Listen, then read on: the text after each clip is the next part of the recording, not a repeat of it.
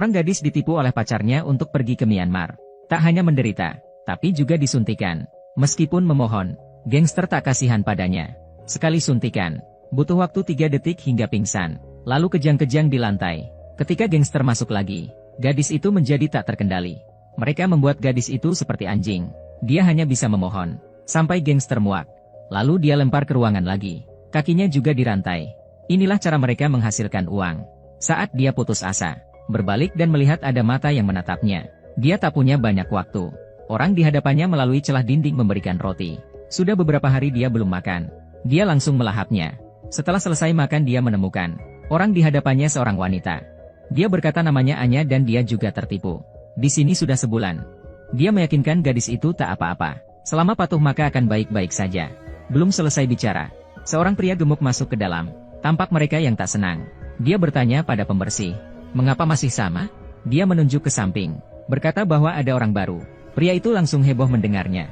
Minum beberapa botol bir, lalu menarik gadis itu ke tempat tidur. Gadis itu selama seharian ketakutan. Kali ini seorang pria menarik rambutnya, tepat ketika memukuli gadis itu.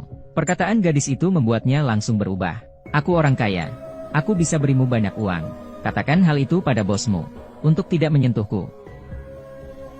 Mendengar ayah gadis ini bukan orang biasa, pria ini hanya tersenyum jahat padanya, lalu memberitahu pada pos, "Buat video untuk memeras gadis itu." "Papa, aku dalam masalah.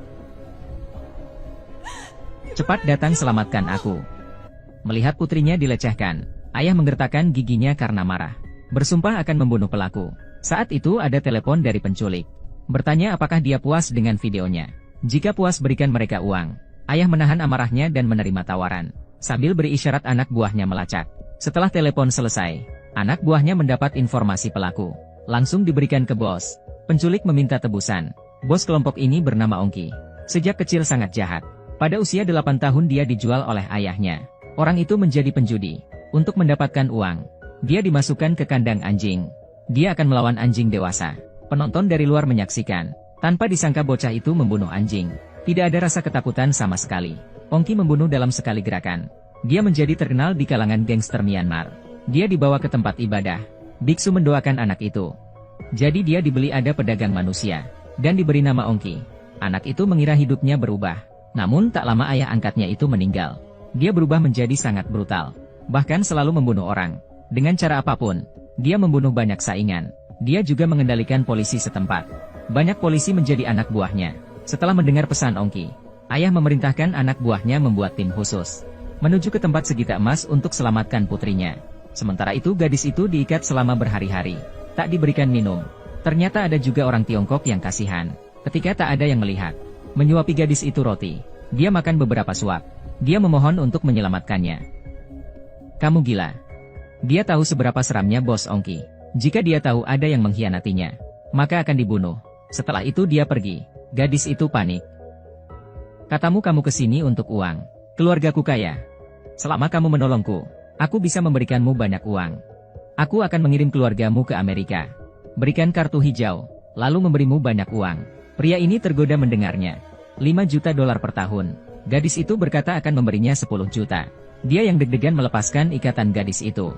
Memberitahunya, dirinya akan mengalihkan perhatian penjaga. Menyuruhnya untuk pergi ke belakang bukit. Baru saja gadis itu menuju bukit, dia tertangkap penjaga yang sedang pipis.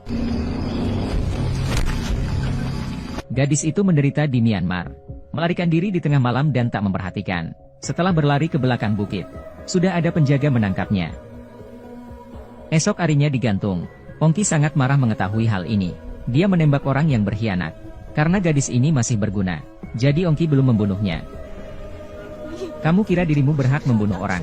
Kamu pikir kamu adalah raja? Kamu hanyalah iblis jelek."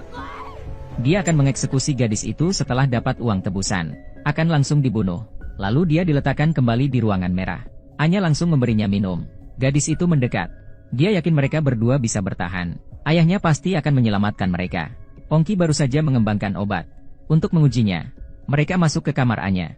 Anya tak bisa melawan. Langsung menyuntik lehernya. Tak lama kemudian, tubuh Anya merasa panas.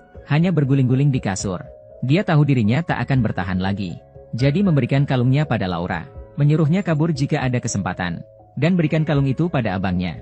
Setelah itu tubuh Anya tak bergerak lagi. Pasukan khusus ayah Laura sudah tiba di Myanmar. Mereka langsung membeli setumpuk senjata. Diam-diam mengamati segitiga emas. Di malam hari gunakan drone untuk melacak. Ternyata tempatnya begitu rumit. Dan ada para penjaga yang berjaga di setiap sudut.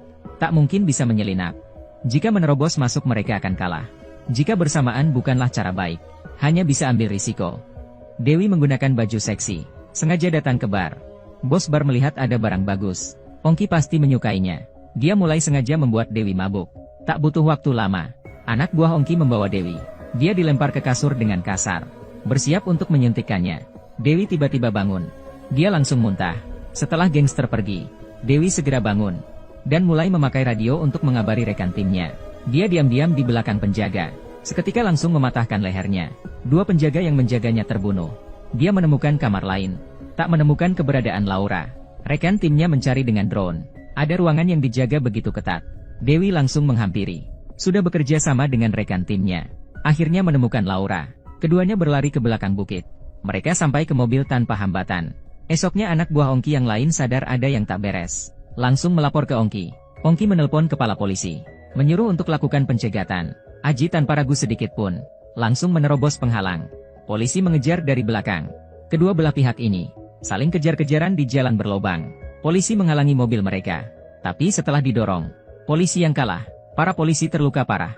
Aji untuk menghindari masalah, gunakan jalan setapak. Tapi di pertigaan, ada mobil yang mengejar. Dari mobil itu langsung melakukan tembakan. Setelah tembakan selama setengah hari, tak sama sekali mengalahkan mereka. Ada melemparkan granat. Tepat ke bawah mobil musuh. Suara ledakan. Para gangster berhasil dikalahkan. Bergegas ke dermaga. Akan segera menaiki speedboat. Untuk mengganggu musuh. Mereka meletakkan bom yang bisa dikendalikan dari jauh. Setelah mereka pergi, para gangster itu segera mengejar mereka. Juga langsung menembaki mereka. Namun hal itu tak membuahkan hasil. Ketika musuh makin dekat, ada menekan tombol bom meledak. Ledakan keras. Kedua speedboat itu menjadi abu. Lalu mereka di atas patung dewa. Berlindung di kuil. Bagaimana bisa aman? Laura kejang-kejang. Dia merasa kesakitan. Aji memberikannya semangkuk air obat. Dia melihat lehernya. Itu adalah kalung yang diberikannya untuk sang adik. Seketika bertanya dari mana mendapatkannya. Laura menjawab jujur bahwa Anya yang memberikannya. Aji bertanya keberadaan Anya. Laura tak menjawab dan hanya menangis. Aji sangat paham maksudnya. Gejolak amarah dari dirinya muncul. Adik adalah satu-satunya keluarganya. Sekarang dianiaya. Bagaimana dia tak balas dendam? Dia menyuruh yang lain pulang. Dirinya akan mengakhiri semua ini. Aji tak gegabah. Tapi setelah penyelidikan, bahwa kepala kepolisian sudah lama diancam. Juga sangat membencinya. Jadi dia menyuap kepala kepolisian itu. Untuk menghancurkan Ongki. Ada hal yang baik. Kepala kepolisian setuju. Lalu Aji ke pedagang senjata lokal. Membeli banyak senjata. Setelah semua siap, Aji akan bereaksi. Rekannya yang lain kembali muncul. Mereka adalah rekan sehidup semati bersama. Akan ikut kapten bertarung. Bagaimana mungkin mereka hanya diam? Tanpa banyak bicara, Aji tak menolak bantuan dari rekannya. Lalu mereka bersenjata lengkap. Datang ke tempat segitiga emas. Mulai mengamati sekitar. Pembantaian dimulai dari gerbang. Terdengar tembakan artinya pertempuran dimulai. Ongki mendengar itu memerintahkan anak buahnya untuk menyerang mereka dan akan menangkap mereka. Dalam sketch suara tembakan berbunyi. Meskipun gangster banyak, namun mereka tak punya strategi. Hanya tahu menyerang terus. Sedangkan pasukan khusus terlatih. Dibunuh satu persatu. Aji bertanggung jawab. Ada memasangkan bom. 3 lainnya berjaga. Jadi dimanapun mereka akan ada ledakan. Ongki tahu bahwa situasinya tak bagus. Bersiap akan melarikan diri. Anak buahnya masih tak bisa bedakan mana raja sungguhan. Bertarung sampai mati melawan Aji. Bagaimana bisa dia mengalahkan pasukan khusus? Setelah dipukul, lalu dicekik Aji hingga mati. Karena Ongki tak ditemukan. Mereka meledakkan tempat itu. Melihat sudah hancur, Aji sangat marah. Akan membalas mereka. Namun baru beberapa langkah. Langsung ditangkap kepala polisi. Namun tak langsung membunuhnya. Melainkan diserahkan ke Aji.